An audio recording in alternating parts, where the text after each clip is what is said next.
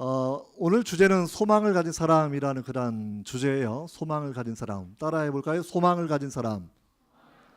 여러분 소망을 가지고 있으세요? 마음 가운데 소망, 호프집 좋아하는 거 말고요. 내 마음 가운데 소망을 가진 그런 사람이 되어야 되는 거죠. 제가 지난 여름에 캘리포니아를 방문했던 적이 있습니다. 제가 미국에서 이제 한 13년 정도 살다 왔고, 아무튼 우리 가족들과 제 아내는 뭐 한 30여 년 살았고요. 우리 아이들도 이제 살고 이랬는데, 앞에 보이는 사진이 좀 흐릿하긴 한데 USC라고 하는 게 우리 한국말로 번역하면 남가주 대학교, USC 대학교의 엘룸나이 파크에 있는 그런 파운틴이에요. 굉장히 유서 깊은 그런 파운틴입니다. 한 1930년대에 만들어진 거니까 거의 80년 정도 된 그런 오랜 역사가 있는 그런 그 조각상이 있고, 밑에는 분수대처럼 되어 있고 조각상입니다. 이 제목이 뭐냐면 Triumphant Youth, 기뻐하는 젊은이, 이런 의미예요. 기뻐하는 젊은이. 그렇죠. 여러분 정말 기뻐해야 되겠죠. 얼마나 기뻐했으면 김연아 포즈로 춤을 추면서 기뻐하겠어요. 이게 허리도 저는 잘 아직 안 넘어가는데, 정말 저렇게 김연아처럼 손을 뒤로 하고 머리를 뒤로 꺾고 그리고 하늘을 바라보면서 기뻐 춤을 추는 그런, 꼭 피겨 스케이팅하는 그런 자세처럼 있지 않습니까? 이 젊은 청년들이, 그다음에 유스 아이들이 정말 기뻐하는 세대를 살아가기 위해서는 그 밑에 있는 네 가지 조각상들 여러분들 잘 주목해 보셔야 돼요. 네 가지 조각상들이 각각 화면을 확대하면 원래 그 이름이 계단 맨 위에 이름이 써 있거든요. 네 가지 조각상, 네 가지 특징이 살아 있어야 다음 세대 청년들이 기뻐 춤을 출 수 있는 거예요. 첫 번째 맨 앞에 보이는 것이 교회입니다. 철치. 교회가 교회다워야 되는 거죠. 그 옆에는 스쿨이에요. 학교가 학교다워야 되는 거죠. 그 다음에는 커뮤니티, 공동체가 정의로워야 되는 거죠. 뭐 젊은 사람들이 뭐 3포 시대, 뭐 7포 시대 이래가지고 뭐 인생을 포기하는 그런 것이 아니라, 공동체가 정의로웠을 때 우리가 인생의 소망을 가지고 살아갈 수 있는 거니까 이 공동체가 참 중요한 겁니다. 마지막 남은 네 번째는 홈이에요. 홈. 가정이 건강해야 아이들이 살아갈 수 있는 거지 않겠습니까? 이 네 가지의 특징들 생각해 보면 참 마음에 참 많이 와닿잖아요. 우리 시대를 바라보게 되면 참 많은 가정들이 깨어져 있습니다. 여러 가지 이유 가운데에서 IMF가 터진 이후에 경제적인 문제 때문에, 또는 가정적인 개인적인 여러 가지 사정들 때문에 요즘 청년들의 세대의 싱글 또는 1인 2인 가정들이 약 54%가 되지 않습니까? 너무나 어려운 그런 시대라는 거죠. 우리 공동체가 정의로워서 분배 정의가 이루어져서 내가 좀 노력한 대로 내가 꿈을 이룰 수 있다고 하면 참 좋은데, 서울에서 대학 다니고 있지만 서울에서 집 사는 거 너무 어렵지 않습니까? 너무 어렵죠. 어려운 거. 사람들이 정말 무엇인가 이루지 못하는 그런 상황이 되었을 때에는 요즘 시대 욜로족 알지? 욜로족이 뭐예요? You only live once. 한 번 사는 인생이라는 그런 말이지 않습니까? 욜로족. 욜로족이 되고 나면 사실 사회가 부정의하고 내가 꿈을 이룰 수 없기 때문에 그냥 현실을 좀 즐기는 삶을 살아가기 시작을 하는 거죠. 먹방 투어, 먹는 거 너무너무 좋은 거예요. 어디가 맛있는 집이야? 막 설치하고 다니는 겁니다. 배낭여행, 세계여행 막 하고 다니는 거죠. 저축을 하고 인생의 꿈을 이루는 그런 방법이 아니라 그냥 미래는 포기하고 현재의 삶이 중요하다 살아가는 그런 부분들도, 되게 공동체의 정의가 무너졌을 때, 분배 정의가 이루어지지 않았을 때, 빈익빈 부익부, 사회가 양극화되었을 때 생기는 그런 현상이죠. 이 분배 정의라는 말 저는 말할 때마다 마음이 기뻐요, 사실은요. 왜냐하면 제가 목사이긴 하지만 저는 원래 정치 철학자입니다. 분배 정의를 가지고 박사 공부를 했고 논문을 쓰고 돌아왔거든요. 이런 공동체의 문제예요. 학교의 문제는요. 학교가 사람을 인성교육을 하고 학생의 재능을 발전시켜주고 이렇게 해줘야 되는데, 학교가 굉장히 경쟁의 원리에 따라서만 학교가 움직여주고 있다가 하는 거죠. 학교에 사실은 경쟁에 낙오되는 학생들이 너무나 많고 꿈을 잃어가고 있고 이런 부분들. 뭐 오죽하면 학교 가면 아파트 사는 걸 토대로 해서 그룹이 막 형성된다고 이야기하지 않습니까? 시골도 마찬가지예요. 50평 아파트 아이들이 따로 모입니다. 작은 평수는 또 따로 모이고요. 이게 우리 사회의 그런 좋지 않은 그런 모습이라는 거예요. 여러분, 교회는요, 교회. 우리 내수동교회처럼 성령과 말씀에 균형 잡힌 교회가 돼서 뜨겁게 찬양하고 말씀 교육 잘 받고 기도 뜨겁게 하고 뭐 이런 교회가 사실은 많지 않지 않습니까? 무언가 균형을 잃어버리고 십자가의 도를 잃어버린 그러한 모습들. 어쩌면 우리 이 땅을 살아가면서 이런 기뻐 춤추는 나이가 아니라 어쩌면 위핑, 슬피 울며 통곡하는 청년들이 많은 시대에 우리가 살아가고 있다라는 거예요. 여러분 어떻게 생각하십니까? 정말 오늘 본문에 읽은 말씀이 다만 여러분의 마음속에 그리스도를 주님으로 삼아 거룩하게 하고, 그렇죠? 여러분 안에 있는 소망에 대하여 묻는 자가 있으면 답변을 해주라고 성경 설명을 하고 있는데, 정말 내 마음 가운데 소망이 있는지, 이 소망이 있는지 한번 잘 생각해 보셔야 돼요. 살아있기 때문에 소망이 있는 것이 아닙니다. 소망이 있기 때문에 살아갈 수 있는 거거든요. 여러분들이 마음 가운데 정말 이런 성경적인 주님이 주시는 성령이 주신 소망이 분명히 있어야 한다라는 거죠. 우리 대학부 나오는 우리 학생들 보면 이제 모태신앙도 많고 또 친구를 따라 나온 학생들도 있겠고 또는 구도자 아이들도 있겠죠. 도가 뭐냐라고 배우려고 오셨던 그런 분들도 있을 거라고 생각이 됩니다. 정말 대학 청년의 시절 가운데 그런 가열찬 질문들, 그런 노력들을 많이 하셔야 되는데, 문제는 뭐냐면 여러분들이 내가 가지고 있는 예수 믿는 신앙에 대해서 자부심이 없었을 때에는 어떠한 것도 설명할 수 없다라는 거죠. 여러분 청년의 시대가 지금 20대 때 이 청년의 시대에 종교가 없는 사람들, 우리 한국에서 69%는 종교가 아예 없어요. 종교가 없어요. 어른들까지 평균을 내게 되면 뭐 기독교가 뭐 20% 정도 된다고 이야기하지만, 그러나 여러분의 청년 세대, 대학생 세대를 우리가 평균 내게 되면 기독교를 종교로 표시하는 사람은 12%입니다. 그런데 학교에 가게 되면 12%가 기독교인이 아니고, 내가 기독교인이라고 고백하는 사람들은, 그런 자기 정체성에 동의하는 사람들은 100명 중에 3명, 3%만 있다라고 하는 그런 현실이죠. 대학 캠퍼스 사역자들 만나보면 너무 답답하더라는 거예요. 100명 중에 3명만 기독교인이라고 자기가 이야기를 하고 있어요. 그 나머지 9명은 어디 갔는 거예요? 12명이 기독교인이어야 되는데, 사실 뭐 점점점 떠나가고 있는 거죠. 재학 중일 때, 대학을 졸업할 때쯤에서 교회를 떠나는 사람들이 기독교로 등록되어 있는 사람들 중에 75%가 교회를 떠나가고 있어요. 그게 우리 현실이라는 거죠. 대학부가 100여 명 모여서 예배를 드리면 우리끼리 공동체 형성되어 있지만, 대학을 졸업하고 사회에 진출하게 되면 여러분들이 기독교인이라고 명확하게 말하는 사람들이 한 회사, 기업체마다 3%가 안 되는 사회에서 여러분들이 살아가야 되는 것이죠. 왜 이런 일이 발생을 하게 되는 것일까?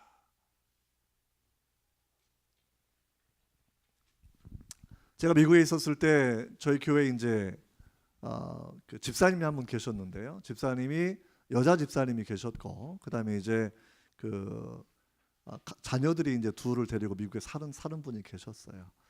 근데 그분이 이제 다음 주에 자기 남편이 온다고 저한테 남편을 전도해 달라고 얘기를 하더라고요. 그래서 집사님이 전도하시지 그랬더니, 저는 남편 못해요. 저는 음악을 좀 공부했지. 남편은 이러면서 남편 자랑을 막 하는데 뭐 자랑할 만해요. 한국에서 가장 좋은 학교를 나왔고, 경영대학원 유명한 게 케네디 스쿨, 하버드 대학교 경영대학원, 펜실버니아의 와튼 스쿨이 이게 유명하잖아요. 와튼 스쿨을 졸업을 했고, 월드뱅크, IMF 이런 데서 이제 그 일을 했던 그런 사람이기도 하고요. 근데 무신론자예요. 진화론자예요. 그래서 이제 미국에 자기 가족이 교회를 다니는 건 허용하지만 뭐 시간 날 때마다 교회를 비판하는 그런 사람입니다. 그래서 남편이 이제 오니까 저에게 좀 전도해달라고 얘기를 해서, 저는 이제 그 얘기를 진화론자요, 무신론자라고 얘기하니까 너무나 마음에 흥분이 막 되는 거예요.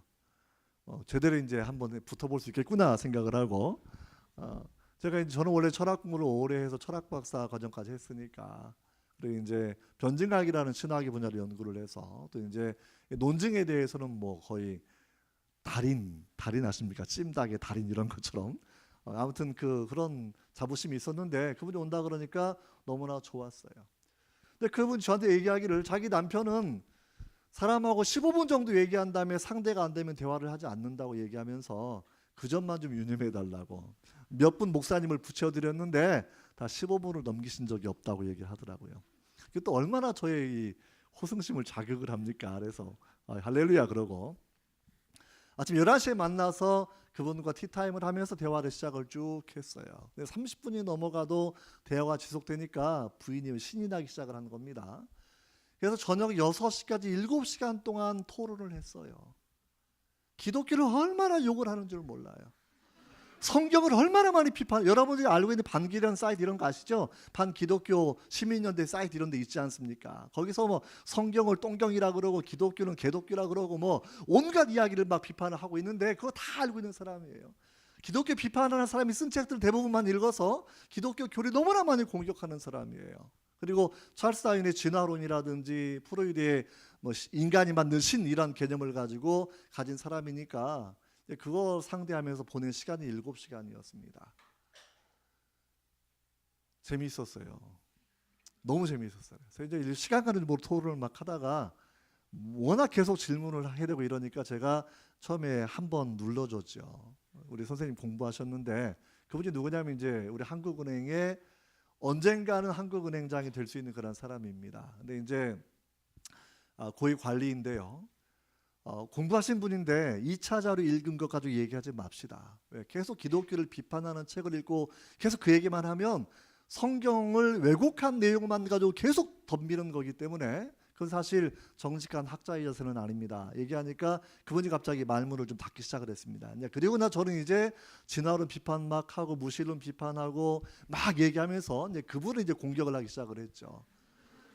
저녁 6시가 이제 됐어요. 근데 사실 대화가 끝나질 않았어요. 그래서 이 사람은 어렵다, 예수 믿기 어려운 사람인가 보다 생각하고 집에 가려고 했는데, 우리 아이들이 그때 초등학교 한 4학년 뭐 킨더가든 다니던 때거든요. 아빠 배고파요. 그러니까 또 그 집사님이 이왕 늦었으니까 저녁까지 드시고 가시라고 저녁을 급하게 준비를 하게 됐고요. 그리고 이제 30분 얘기를 더 했는데 갑자기 고구마 익는 냄새가 쭉 나는 거예요. 고구마를 삶았다라는 게 아닙니다. 전도할 때가 된 거죠. 그래서 제 마음 가운데 주님이 3가지 질문을 주셨어요. 그대로 전했습니다. 정말 당신이 죄인인 것을 인정하시겠습니까? 그 죄가 예수 그리스도의 십자가를 통해서만 용서받는 걸 믿으시겠습니까? 오늘부터 예수님을 당신의 주인으로 모시고 살아가겠습니까? 저는 그 무신론자의 반응을 기다리면서 이제 질문을 던졌고 마음속을 기도하면서 잠깐 침묵하는 시간을 가졌습니다. 근데 그분이 눈을 감고 몇 분 고민하더니 고백하는 거예요. 네, 내가 죄인인 것을 인정하겠습니다. 십자가를 통해서만 용서받는 것도 내가 믿겠습니다. 예수님을 내 마음의 주님으로 모시고 내가 살아가겠습니다. 그때가 또 이제 목사의 권위가 있지 않습니까? 무릎 꿇어요 이래가지고 무릎 꿇린 다음에 안수기도 해주고 집에 돌아왔습니다. 7시에 헤어졌는데요, 밤 10시에 그분이 저를 찾아왔어요. 어포인먼트 없이 그냥 밤에 찾아온 겁니다. 작정하고 왜 내려놓고 부인은 그냥 가버렸어요. 미국은 이제 차를 가지고 이동하는 그런 동네니까, 아니면 내가 데려다 줘야 되는 건데, 아무튼 들어오시라 그래서 제가 다른 청년들과 함께 또 성경 공부를 잠깐 하고 있던 그런 때였는데, 밤 10시에 그분의 이제 질문을 받은 거, 따지러 오는 거예요. 사실은요. 목사님, 내가 3시간 전에 목사님께 통해서 내가 예수님을 믿지 않았습니까? 3시간 동안 내 안에 어떠한 변화가 있냐면 평생 갖지 못했던 기쁨이 지금 넘쳐나고 있어요. 명예나 나름 돈이나 부유하거든요. 명예도 좀 있고요. 공부도 좀 했고요.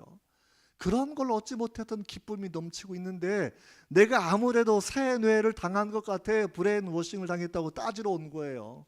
따지러 온 거.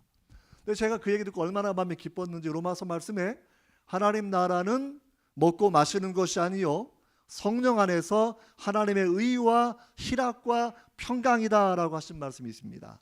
따라해 보실래요? 하나님의 나라는 먹고 마시는 것이 아니요 성령 안에서 하나님의 의와 희락과 평강이다. 무슨 얘기인지 아시겠죠? 하나님의 의는 구원받은 사람이 가지는 죄사함의 은혜예요. 이게 없고 난 마음에 두 가지가 생기는 건데 조이하고 피스가 생겨나는 거예요.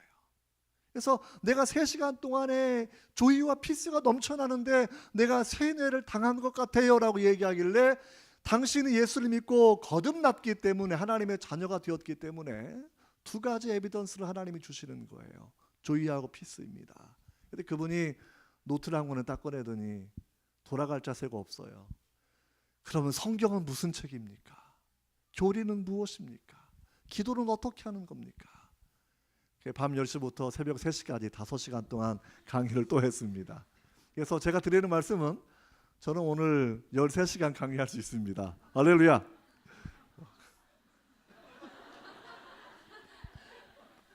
너무 흥분되죠? 나름의 날마다 오는 약장수가 아닌데 신약과 구약 파는 목사죠. 그래서 여러분들이 정말 제가 오늘 드리고 싶은 이야기 몇 가지 포인트가 오늘 본문 말씀을 드리고 싶은데 여러분 잘 한번 생각해 보시기를 바라요. 오늘 본문의 이야기 첫 번째 줄이 뭐냐면 오직 마음속에 예수 그리스도를 주로 삼으려는 거거든요. 당시 사회나 지금 사회나 똑같습니다. 뭐가 똑같냐면 그때도 종교 다원주의와 무신론이 있었던 시대예요. 그때도 유대교가 있었고요. 그리스의 신화들이 있었고요. 로마의 황제는 신으로 숭배받는 시대였고요. 그리스 신화는 다신론의 그런 신화적 구조를 가지고 있고요. 그때도 종교 다원주의예요. 그때도 로마의 황제가 최고의 신적 존재예요.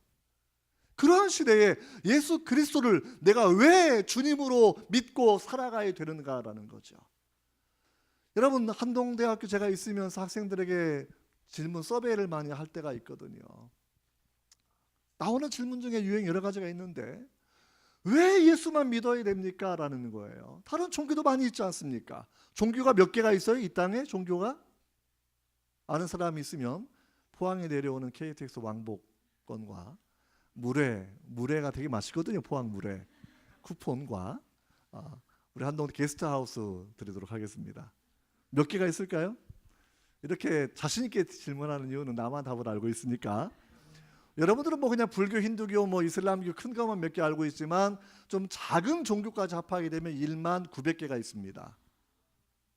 퓨 리서치 센터에서 조사한 종교 숫자예요. 그렇게 많은 종교가 있어요. 근데 왜 예수님만 믿어야 구원받아요? 예수님만 믿으라고 말하는 것 때문에 교회 다니기 싫어요라는 사람이 생각보다 많아요, 여러분. 왜 교회를 떠났습니까? 제가 오늘도 올라올 때 반기련 사이트에 들어가서 서베이 조사를 살펴봤거든요. 40% 기독교를 싫어하는 사람들 중에 40% 넘는 사람들은 예수만 믿으라는 소리가 듣기 싫어서 교회 안 나간다는 거죠. 다른 거 믿으면 왜 안 되는데요? 부디즘 믿으면 왜 안 돼요? 이슬람은 안 되나요? 힌두이즘은 안 되나요? 컨퓨셔니즘, 유교는 안 되나요? 여러분 성경은 그걸 분명하게 설명해 주고 있는 거죠. 왜 예수님만 구원의 길이라고 설명하고 있는지. 그러면 종교 다원주의 시대에 우리가 다른 종교를 어떻게 이해를 해야 되는 것인지. 두 번째 포인트는 당시 기독교가 비판받았던 것은 무신론이라는 건데 거꾸로 기독교인들은 황제를 섬기는 거 진짜 신이 아니기 때문에 무신론 비판들을 쭉 해나가고 있다는 거죠. 여러분 요즘 시대에 무신론자가 누가 있습니까? 누가 알고 있어요? 리차드 도킨스의 만들어진 신 번역된 책 두꺼운 책 있지 않습니까? 이기적 유전자. 그다음에 뭐 크리스토퍼 히친스가 썼던 책이 있고요. God is not great 이런 책도 있고요. 신은 위대하지 않다. 또 뭐가 있죠? 샘 해리스가 썼던 도덕의 풍경이라는 그런 책도 있고요. 아무튼 여러 가지 많은 책. 요즘에 유발 하라리 책 읽어보셨어요? 호모 사피엔스 읽어본 사람? 저기 호모 데우스 읽어본 사람? 이제 전공 공부만 해요? 다양한 독서 좀 하셔야 돼요.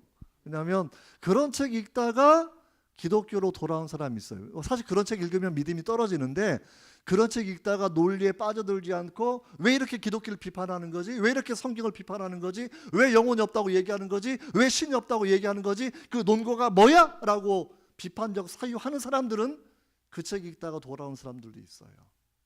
비판적 사유를 하셔야 됩니다. 제가 여러분과 나누고 싶은 두 번째 그런 주제예요. 무신론에 대한 그 비판의 이야기.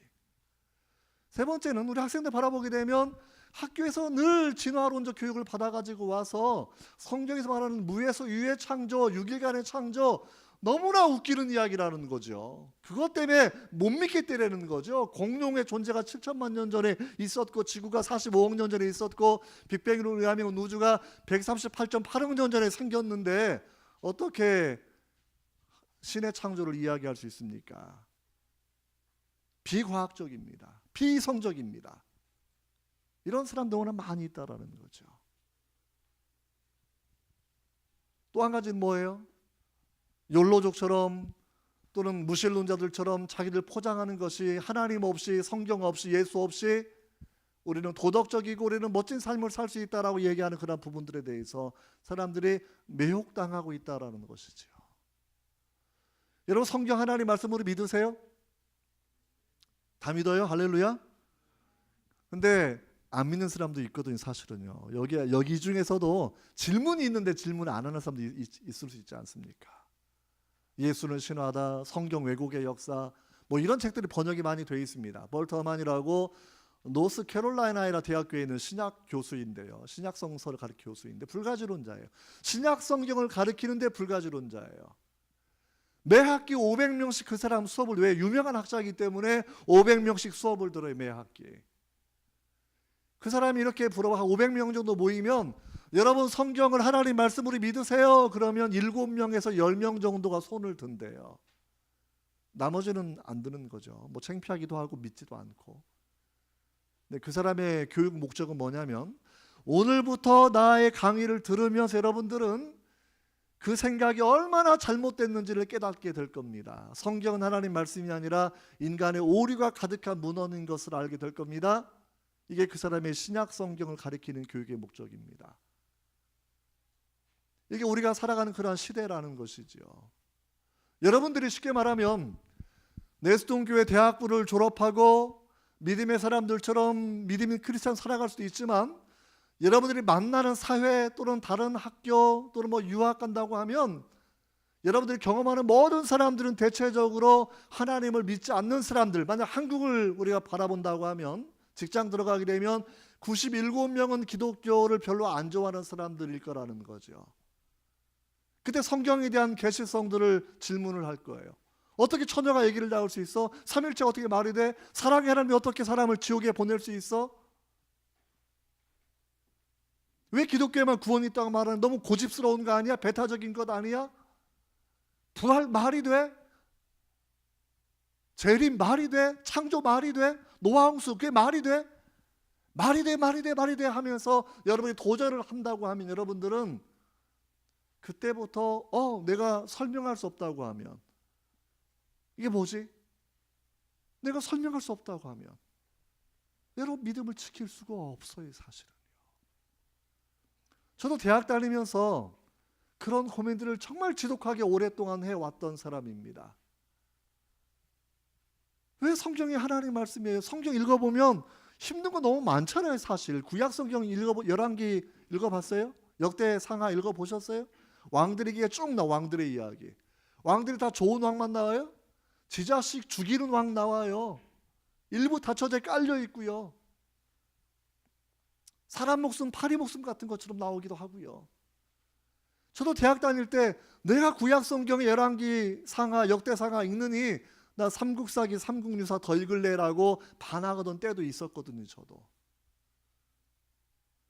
반기련 사이트에 들어가 보게 되면 여러분 제가 오늘도 확인해 보니까 13,000명이 서명했어요. 물론 한 10년 정도, 한 7년 정도 됐는데 아직 그 정도밖에 안 됐는데 13,000명이 뭘 서명했냐면 성경 19금 서명이에요. 19금 성경. 애들이 성경 읽지 말게 하자 이러는 거예요. 왜? 성경에 오류 많고 성경이 사람을 폭력적으로 만들어낼 수 있고 토막살인 나오고 간음 나오고 장애인 여사 다 차별하는 것 같으니까 성경 읽지 마라 이런 얘기 하는 거죠. 그 사람들이. 정말 그런가요? 이런 주제 하려고 하면 13시간 걸리겠죠.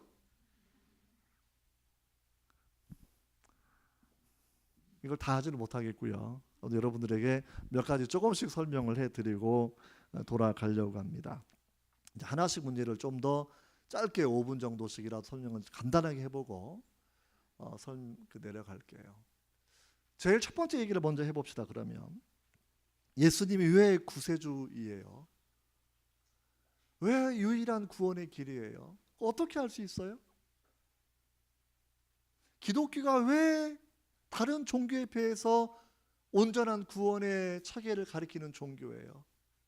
다른 종교는 다 잘못된 건가요? 쉽게 말하면 여러분, C.S. 루이스가 이런 얘기합니다. 다른 종교의 좋은 부분들 역시 있습니다. 좋은 부분들이 있어요. 아니, 하다못해 깡패들 사이에도 의리라는 원칙이 있지 않습니까? 다른 종교에도 생명을 존중하게 하고 자연을 대로 아끼게 하고 자선의 삶을 살게 하고 다른 사람들을 존중하게 하고 이런 부분이 분명히 있다라는 것이지요. 그러니까 우리 기독교인들이 뭘 오늘 본문의 말씀까지 바라보게 되면 마음속에 그리스도를 주님으로 삼아야 되고 그다음에 온유함으로 두려움으로 하라고 나오는데 바로 그런 자세를 얘기하는 거거든요. 불교 깡그리 거짓말이야. 유교 깡그리 거짓말이야. 이슬람교 깡그리 거짓말이야. 힌두교 깡그리 거짓말이야 라고 말하면 누구랑 대화가 되겠어요? 종교다운지를 살아갔을 때 두 가지의 여러분 포인트가 반드시 필요한 겁니다. 한 가지는 뭐냐면 그 사람이 무엇을 믿든 일단 그 사람 자체는 존중해 주셔야 돼요. 그리고 모든 종교든지 부분적으로는 타당한 가르침들은 다 있습니다. 처음부터 싫다고 하고 비판하면 마음을 닫아버려서 대화가 전혀 되지 않죠. 불교에 유익한 점이 있겠죠. 유교에 유익한 점이 있겠죠. 힌두교에 유익한 점이 있겠죠. 이슬람교에 유익한 점이 있겠죠. 그래서 C.S. 루이스라고 영국의 유명한 그 변증가 있죠. 문학가. 루이스는 알죠? 루이스. 루이스의 별명이 뭔지 아세요? 루이스가 워낙 유명한 변증가라서 변증학이 뭐냐면 이제 기독교의 진리를 변호하는 사람들이 변증가인데 많은 사람들이 미국의 루이스, 캐나다의 루이스 이렇게 막 자기를 이렇게 평가를 그렇게 표현을 하기도 합니다. 근데 원래 이제 루이스의 별명은 영국의 김기호예요.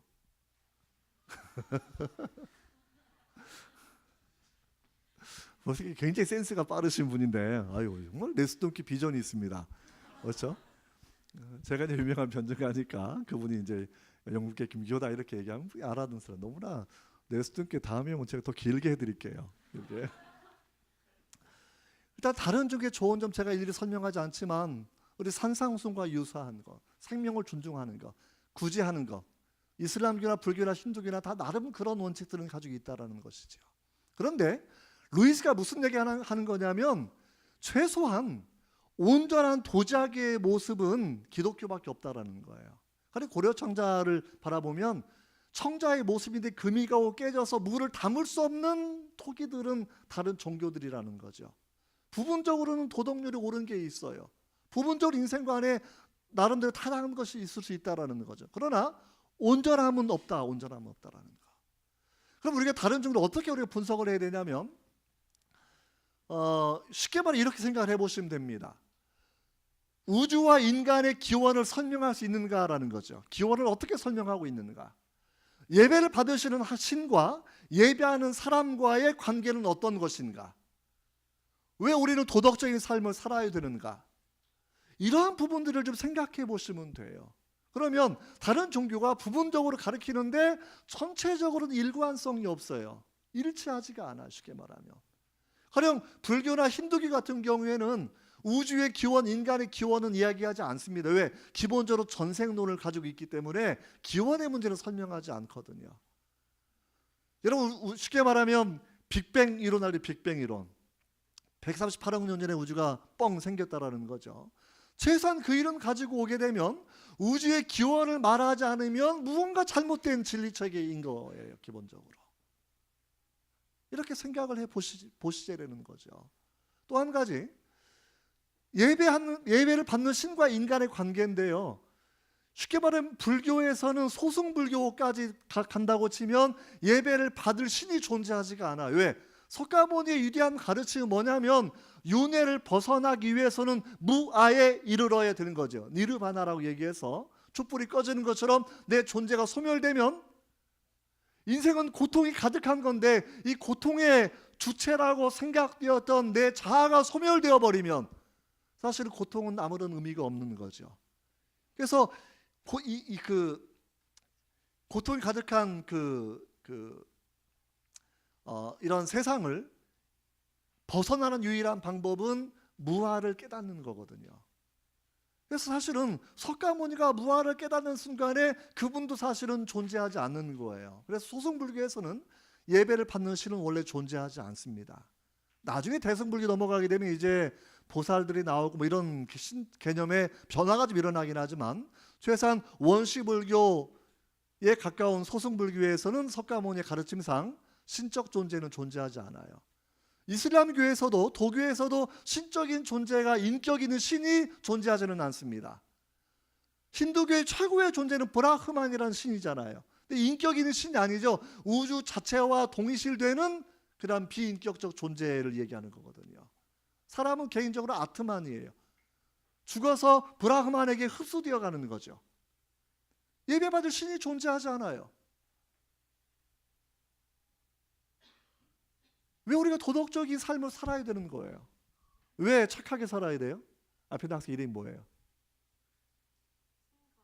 가원이. 왜 도덕적으로 살아야 돼요? 착하게 생겼는데 보니까.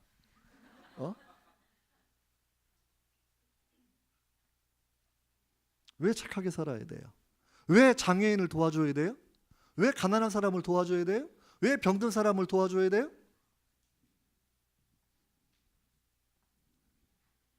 최소한 윤회의 교리를 가지고 있는 데에서 그 부분 설명하지 못합니다. 지금 현생의 문제는 전생의 업보예요. 다시 말하면 지금 장애를 가지고 있든지 가난하든지 병들든지 전생의 업보이기 때문에 그 사람은 그 고통을 당하는 게 당연한 거죠. 굳이 도와줄 이유는 존재하지 않아요. 그러면서 행위 구원론을 가지고 있기 때문에 내가 선을 쌓아서, 적선을 쌓아서 내가 다음에 좋은 생애로 환생을 해야 되는 거니까 내가 또 선을 행해야 돼. 이게 논리적으로 모순이 발생을 하는 거예요. 왜? 이 사람은 도움을 받으면 안 돼요. 도움을 받지 않고 고통을 겪어야 비로소 다음 생애에 전생의 업을 좀 해결하고 조금 더 좋은 존재로 태어나는 건데, 그 사람이 왜 내가 더 좋은 생애로 가는 길을 내가 왜 막아야 됩니까? 이게 논리적으로 문제가 막 생겨나는 거죠. 근데 기독교에서는 왜 우리가 가난한 사람을 도와줘야 되는 거죠? 왜 장애인을 도와줘야 되는 거죠?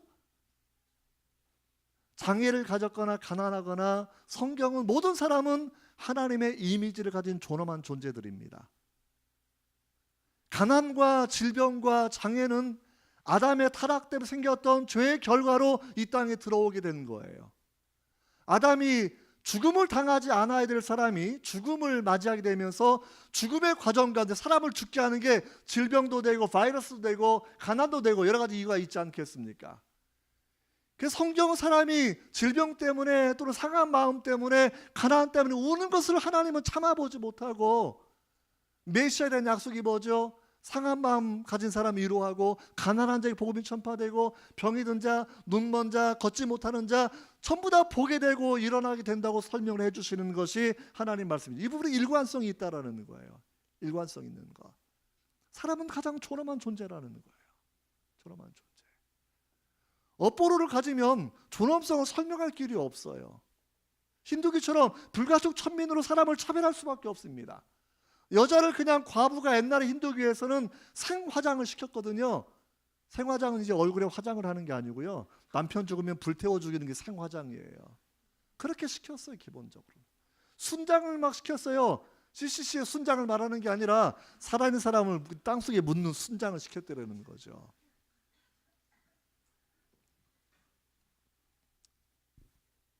여러분, 우리가 비교해 보면 가령 우리가 천국도 한번 잠깐 생각해 봐요. 천국 가고 싶죠? 별로 안 가고 싶어요? 가고 싶죠. 이름이 뭐예요? 승우. 되게 미남이에요. 내 아들처럼 미남인데. 이게 앞에 앉아야 돼. 그러면 이제 앞에 앉으면 도덕적이고, 그다음에 미남이고. 할렐루야. 그렇죠. 뒤에 앉으면 잘 안 돼서 설명할 수가 없어요. 여러분, 쉽게 말하면 기독교의 천국은 시집 가는 게 없고 장가 가는 게 없어요. 그러니까 주님이 오시면 안 되겠죠. 결혼해야 되니까. 농담이에요, 농담이고. 기독교의 천국의 개념은 도덕성이 완성된 사회예요. 인격이 완성된 사회예요. 이걸 이해하지 못하면 어떤 할머니 예수님 믿고 천국 가셔야죠. 그러니까 나 안 가. 왜 천국 좋은데 안 가려고 그래? 그러니까 우리 영감 먼저 거기 갔는데 영감 때문에 안 가. 이러는 거죠. 왜? 영감이 나를 얼마나 괴롭혔는데 또 그 사람을 만나요. 거기 가서 말도 안 된다고 안 간다고 얘기하는 거죠. 뭘 이해 못하는 거죠? 이 땅의 삶하고 천국의 삶하고 지금 구분을 못하는 거죠. 우리가 부활체로 살아가는 것, 죄성이 없고 연약함이 없고 악함이 없는 사람으로 되어 있는 것, 그 상태를 이해하지 못하는 거예요. 기독교 천국 아주 특별한 개념이에요. 이슬람교의 천국을 하면 여러분 잠깐 생각해요. 이슬람교의 천국, 그거 어떤 천국인 것 같아요? 이슬람교의 천국 막 자살폭탄 해가지고 막 천국 가려고 막 하잖아요. 거기 그렇죠? 이름이 뭐예요? 승민이 정말 또 승필이 또 뛰어난 천재가 저기 있네. 훌이라는 처녀를 72명을 알라가 만들어줘요. 지하드에서 오게 되면, 순교에서 오게 되면. 근데 72명이 어떻게 이루어지는 줄 아세요? 알라가 순교자한테 100명분의 정력을 줘요. 100명분의 정력을. 부인은 72명이 되는 거죠. 왜 이게 생겼냐면 이슬람교는 칼을 가지고 포기하던 종교죠. 칼을 가지고. 그러니까 전쟁하러 나갈 때마다 두렵죠. 그래서 우리가 죽으면 어떻게 되는 겁니까? 살아있으면 홈스라 그래가지고 전리품들로 사람을 다 얻을 수 있어요. 뭐 재물도 뺏고 사람도 성노예 삼을 수 있어요. 남자들 그냥 노예 삼을 수 있어요. 꿀안에 나오는 내용들이지 않습니까? 근데 혹시 내가 죽게 되면 무서운 사람들을 향해서 이 무함마드가 설명해 주는 거예요. 죽어도 괜찮아. 알라를 위해 순교하게 되면, 싸우다가 죽게 되면 알라가 너희를 위해서 72명의 처녀를 선물로 만들어 줄 거야. 72명의 처녀들이 한 사람의 남자를 보고 살아가는 사회가 이슬람교의 천국이에요. 더 웃긴 게 뭔지 아세요? 72명 중에서 70명은 알라가 직접 만들어줘요. 2명은 어디서 오는 거예요? 이 땅에 4명의 부인이, 이슬람교도 4명까지 부인을 둘 수 있죠. 4명 중에 2명을 선택하면 2명은 후리로 바꿔줘요. 후리라는 말은 이슬람계 말은 미녀라는 그런 말이거든요. 그럼 나머지 2명은 또 뭐예요? 이슬람계 천국은 관능주의적인 천국이에요. 도덕성, 인격성, 존엄성 이런 존재하지는 않습니다. 제가 정말 자세한 설명을 못 하겠고요. 종교를 바라보게 되면 기독교나 불교나 힌두교나 1만 900개 그런 종교가 있는데 다른 종교가 나름 타당한 사회적인 기여도를 가지고 있겠지만 또 한편에서는 모순도 가지고 있고요. 모순도. 구원관과 인간의 존엄성과 도덕적인 이유와 우주와 인간의 기원과 죄를 해결하는 그 모든 방식까지 일관성 있게 설명하는 것은 기독교가 유일하다라고 얘기하는 것이 영국의 김기호가 얘기했던 거예요. 루이스가. 사실 그 루이스 책을 쭉 읽어보게 되면 굉장히 탁월한 해석들이 많거든요. 한번 읽어보시라는 거예요. 읽어보시라는 거. 여러분 이제 두 번째로 간단히 넘어가고 두 번째 2가지를 하고 가야 되겠죠. 무신론에 대한 이야기 잠깐 해보려고. 무신론에 대한 이야기. 한국의 무신론자가 얼마나 돼요? 무신론자가. 여러분 시대에 종교가 없는 사람은 69명에 100명 중에 69명 중에 나는 무신론자요라고 말하는 사람 15명입니다. 무신론자 15명이에요. 좀 많은 편이에요. 전 세계에서 무신론자 비율로는 대한민국이 5번째. 1등은 어디예요? 1등은 중국이에요. 거기 10명 중에 9명은 무신론자예요. 우리는 5번째. 그런 무신론자들이 되게 이제 사람들을 현혹을 사실 많이 하거든요. 여러분들이 만약에 책을 좋아하는 책 좋아하죠?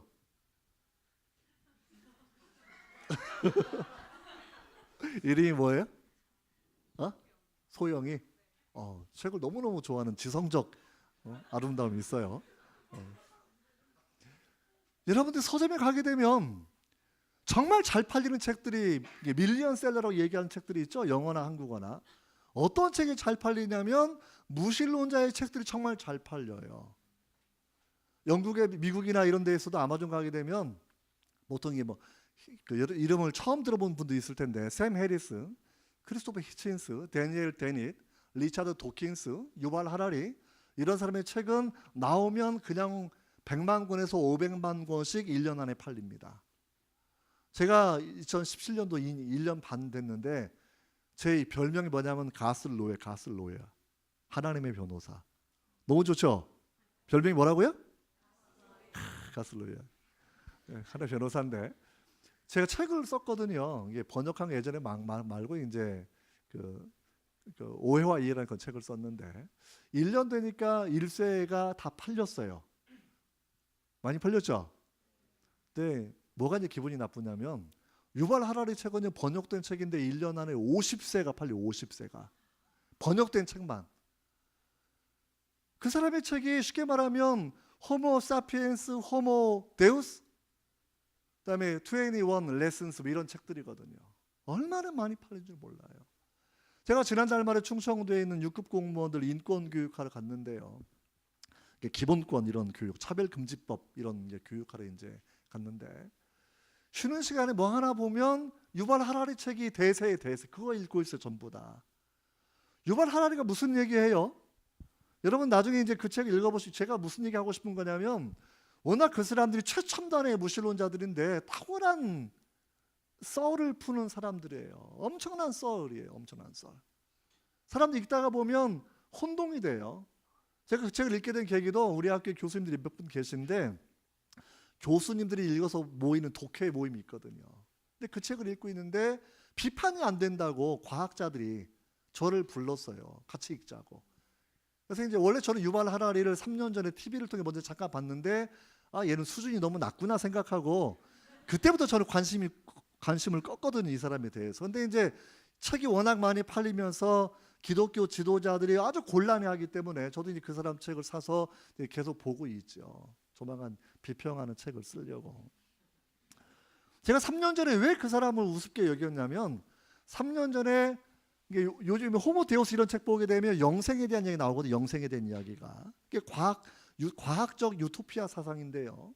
과학이 발전하게 되면 인류의 전쟁을 없애주고 인류의 기근을 없애주고 사람을 영생하게 만들어 주어서 결국 호모 사람을 데우스 신처럼 되게 할 수 있는 기술을 과학이 가지고 있다라는 거예요. 쉽게 말하면 사람이 신이 되게 하는 방법을 과학이 제시해 준다는 거죠. 근데 그걸 이제 그 책을 보기 전에 이제 3년 전에 고려대 교수 카이스트 교수와 유발 하라리하고 TV에서 이제 공개 토론하는 게 나와서 제가 이제 유심히 좀 봤거든요. 아주 영생에 대한 얘기 나와서 이렇게 영생을 이야기하더라고요. 부유한 사람은 나중에 영생을 하고 가난한 사람은 그냥 일찍 죽는데요. 재밌잖아요. 그렇죠? 그래서 이제 가난한 것도 억울한데 그렇죠. 왜 가난한 사람은 영생을 못 받고 부자만 영생 받아? 이제 호기심을 가지고 계속 보고 있는데 이런 얘기 하는 거예요. 유전과학이 발달하고 생물학적 지식이 발달하게 되면서 뭐 지놈 프로젝트가 발전하면서 병도 다 고쳐내고 있으니까 결국은 돈이 있는 사람들은 슈퍼 휴먼으로 진화해 갈 거라는 거예요. 처음에는 유전적 질병을 치료하는 정도로 유전자 가위가 사용되겠죠. 지금은 아직은 아니지만 가령 우리가 맥도날드라든지 뭐 KFC 이런 닭집에 가게 되면 중국집에 가게 되면 뭐 뼈 없는 닭 뭐 이런 거 있잖아요. 고기 있죠. 주로 이제 근육만 많은 닭을 유전적으로 키워서 이제 고기를 많이 내는 거죠. 가능하면 뼈 있는 걸 드셔야 돼요. 조작이 덜 된 거니까. 아직 이해가 좀 안 되세요? 네, 아무튼 그런 게 있어요. 그래서 이제 슈퍼휴먼은 뭐냐면 특정한 부위를 강화시킨 인간이에요. 암기력을 강화시키고 근육을 강화시키고 이런 인간이 부유한 사람은 돈을 들여서 그 일을 할 수 있다는 거죠. 노화를 방지하는 보톡스 맞는 거 이거 가장 초보적인 단계고요. 나중에 점점 사람을 새롭게 하다가 나중에 슈퍼휴먼을 만들어내고 다 미세를 만들어내는 거죠. 그래서 슈퍼휴먼이 일반 휴먼을 지배하는 사회가 미래의 사회가 될 수 있다라고 미래를 그렇게 예견하고 있는 거죠. 또 한 가지, 점점점 과학이 발달해 가게 되면 지금은 아직은 이상적이지만 신체를 기계로 바꾸어내는 거예요. 지금 부모가 낳아주신 몸 가지고 영생하기 어려우니까 100년, 200년 살면 이제 병원 가면 관절 100세 이런 거 막 써 있지 않습니까? 열심히 치료하면 100살은 살 수 있다 이런 얘기인데 나중에는 몸을 이제 기계로 사이보그처럼 바꿔내는 거죠. 이름이 뭐예요? 소미. 너무 좋아 이름이. 질문을 할 건데 쉽게 말하면 이제 여기 앞에 강아지 한 마리가 있다. 강아지 좋아하죠? 안 좋아요?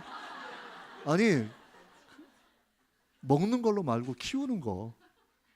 강아지 안 좋아해? 아무튼 좋아한다고 생각을 해봅시다. 그럼 뭐 좋아해? 뭐 좋아해? 페트 뭐 좋아해? 애완 하나도 안 좋아해? 뭐 양이를 좋아하는 사람도 있겠는데 아무튼 강아지를 좋아해요. 우리 소미가 강아지를 좋아하는데 강아지를 영생을 시키고 싶어요. 영생을.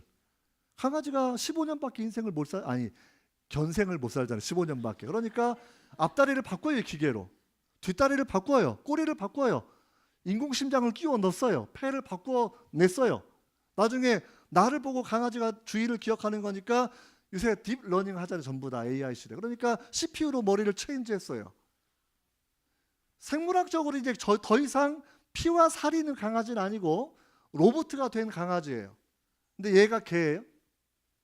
원래 강아지, 바뀐 강아지. 같은 놈이에요? 다른 놈이에요?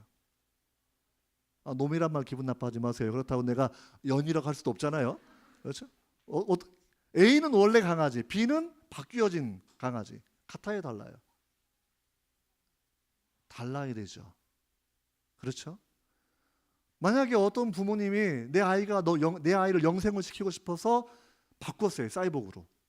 그리고 완전히 로봇가 되어 있는 자기 그 기계를 가지고 내 사랑하는 철수야라고 하게 되면 지금은 그 사람은 정신병원에 가야 돼요.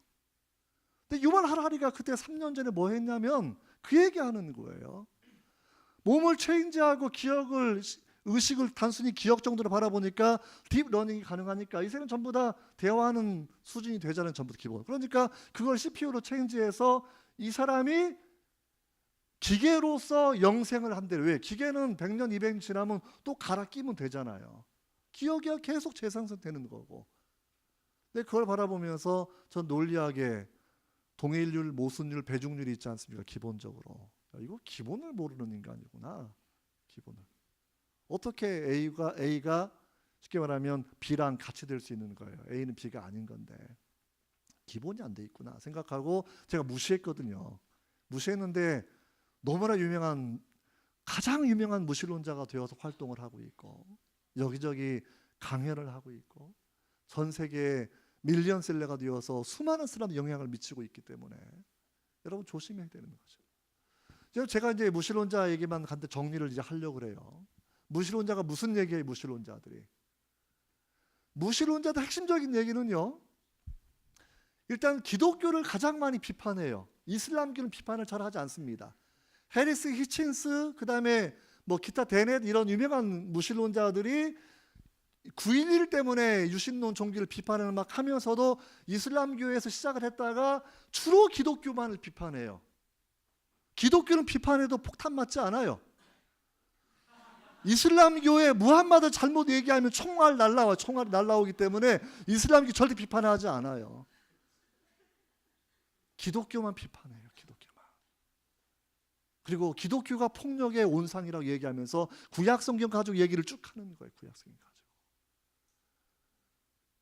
여러분 저는 시간이 많아요. 여러분들 시간이 없으니까 13시간 강의할 수가 없지만 구약성경의 청통한 예수님과 사도들은 뭐라고 설명하고 있습니까? 구약성경의 하나님은 사랑의 하나님이에요. 본질이. 사랑의 하나님이에요. 창세기부터 마지막 말라기까지 읽어갈 때마다 우리 모든 율법이 있고 복잡한 내용들이 많지만 내용을 깊이 생각해보고 묵상하고 주석을 찾아 연구해보게 되면 우리는 사랑의 하나님, 공의의 하나님, 거룩한 하나님 그걸로 전부 다 설명이 다 됩니다. 기본적으로. 그런데 그 사람들은 구약 성경 하나님을 인종청소의 신으로 이야기하죠. 제가 얼마든지 변호할 수 있거든요. 그런데 무신론자들이 잘못을 저지른 거에 대해서는 절대 이야기하지 않아요. 예일대학교의 정치학과 교수였던 런멜이 쓴 책이 있습니다. 런멜이 만든 신조어가 있는데 학문 용어죠. 신조어가 데모사이드라는 거예요. 데모사이드 뭐냐면 국가 권력이 시민을 죽이는 거예요. 지난 100년 동안에 약 전쟁이라든지 이런 걸로 약 1억 7,800만 명이 죽었는데요. 국가 권력이 자기 국민을 죽인 것은 1억 4,800만 명이에요. 공산주의 무신론 정권이 사람을 죽인 케이스가. 그런 건 얘기 절대 하지 않습니다. 근데 기독교가 잘못한 건 되게 많이 이야기하죠. 십자군 전쟁도 이야기하고 마녀 재판도 이야기하고. 그래서 우리가 그런 부분 보면 부분적으로 인정할 수밖에 없습니다. 잘못한 것도 있죠. 그러니까 종교 개혁가들이 성경으로 돌아가죠. 왜? 성경이 없는 면죄부 때문에 십자군 전쟁에 동행이 생겼다고 하면 성경으로 돌아가면 그런 일이 발생할 수 있는 게 아니기 때문에. 왜? 종교인들은 실수하는 거죠. 그러니까 신앙의 근거인 성경으로 돌아가게 되고 예수님에게 돌아가게 되면 우리가 평화로운 일들을 할 수 있는 거잖아요. 그런데 여러분, 십자군 전쟁을 바라보는 모든 관점들도 이슬람의 역사관을 가지고서만 바라보고 있어요. 모든 관점에서. 킹덤 오브 헤븐이라는 영화 보셨나요? 대장장이 하다가 기사로 참석해서 그냥 그 엄청난 승리를 이루었던 그 영화가 있는데요. 거기 보시면 기독교 지도자들은 저주받은 사람들이에요. 변덕장이들이에요. 피를 좋아하는 잔인한 사람들이에요. 민간인을 학살하는 사람들이에요. 이슬람교 지도자들은요, 도를 아는 사람들이에요. 젠틀한 사람들이에요. 평화주의적인 사람들이에요. 근데 정말 그런가요? 정말 그런가요? 십자군 전쟁의 발발 이유가 있거든요. 비자튼 제국이 침략당하고 수많은 사람이 학살당했던, 왜? 이슬람교는 기본적으로 전쟁을 하나의 선교 방식으로 선택을 했기 때문에 그런 일들은 전혀 언급하지 않습니다. 저는 기독교인들이 완벽하게 도덕적이었다고 말하지 않아요. 우리도 완전하지 않습니다. 그래서 늘 우리는 하나님이 주셨던 정의감과 도덕감을 가지고 성경을 토대로 개혁하고 좋은 사회를 만들려고 비판해 나가는 거죠.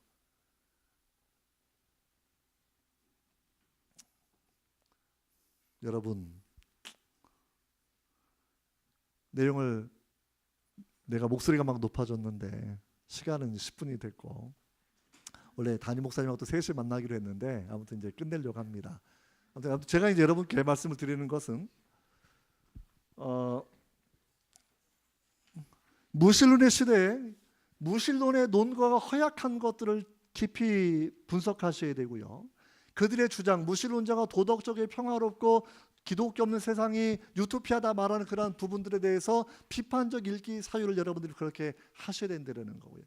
오늘 베드로서 3장 15절 말씀처럼, 그래서 내가 왜 예수님을 주님으로 믿었는지, 그것이 왜 내 삶의 소망이 될 수 있는지, 그리고 젠틀, 카인드네스, 그런 젠틀한 마음을 가지고 선한 양심을 가지고 우리가 살아간다고 하면 여러분 시대에 답변을 제공해 줄 수 있는 사람이 된다는 거예요.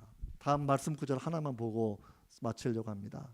넘겨주세요. 헬로. 오케이. 한번 읽어봅시다. 시작. 너희 마음에 그리스도를 주로 삼아 거룩하게 하고 너희 속에 있는 소망에 관한 이유를 묻는 자에게는 대답할 것을 항상 준비하되 온유와 두려움으로 하고 선한 양심을 가져라. 소망에, 너희 속에 있는 소망, 정말 오늘 중요한 주제인데, 소망이 있으면 사람들을 물어봐요. 너는 왜 소망이 있니? 왜 그렇게 얼굴이 기쁘니? 왜 이렇게 평화롭니? 왜 미래에 대해서 긍정적이니? To make a difference. 대답하셔야 돼요. 기독교가 왜 진리인지 나 몰라. 왜 예수님을 믿어요? 나 몰라. 왜 창조가 오라? 나 몰라.